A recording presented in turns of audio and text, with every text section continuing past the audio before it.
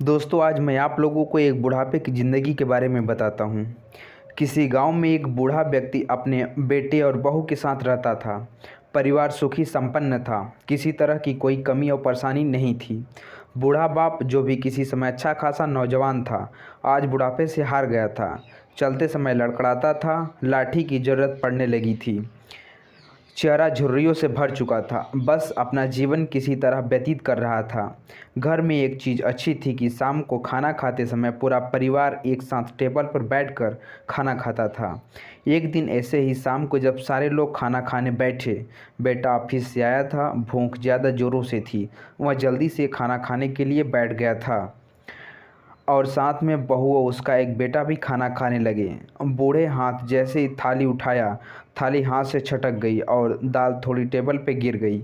बहू बेटे ने घृणा दृष्टि से पिता की ओर देखा और पिता फिर से अपना हाथ खाना खाने में लगा लिए।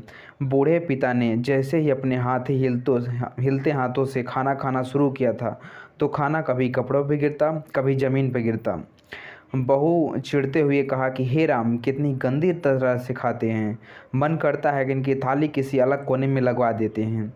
बेटे ने भी ऐसे सिर हिलाया जैसे पत्नी की बात से सहमत हो। उसका बेटा यह सब मासूमियत से देख रहा था।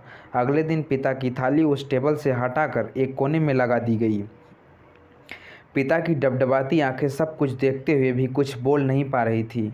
बूढ़ा पिता रोज की तरह खाना खाने लगा। खाना कभी इधर गिरता, कभी उधर। छोटा बच्चा अपना खाना छोड़कर लगातार अपने दादा की तरफ देख रहा था। माँ ने पूछा, क्या हुआ बेटे, तुम दादाजी की तरफ क्यों देख रहे हो? खाना क्यों नहीं खा रहे हो? बच्चे बड़ी मासूमियत से बोला कि माँ, मैं सीख रहा हूँ कि वृद्धों के साथ कैसा व्यवहार करना चाहिए। जब मैं बड़ा हो जाऊँगी और आप लोग बूढ़े हो जाओगे, तो मैं भी आपको इसी तरह कोने में खाना खिलाया करूँगा। बच्चे के मुंह से ऐसा सुनते ही बहू और बेटे काँप उठे। शायद इस बच्चे की बात उनके मन में बैठ गई थी और दोनों पिता की अपनी ओर दौड़े, क्योंकि बच्चे ने मासूमियत के साथ एक बहुत बड़ा सबक दोनों को दिया था। बेटे ने जल्दी से आगे बढ़कर पिता को उठाया और वापस टेबल पे खाने के लिए बिठाया, और बहू भी भागकर पानी का गिलास लेकर आई और पिताजी को कोई तकलीफ ना हो यह देखने लगी। इस कहानी से शिक्षा मिलती है कि माँ बाप इस दुनिया की सबसे बड़ी पूंजी है। आप समाज में कितना भी इज्जत कमा ले या कितना भी धन इकट्ठा कर ले, लेकिन माँ बाप से बड़ा इस दुनिया में कोई भी धन नहीं है।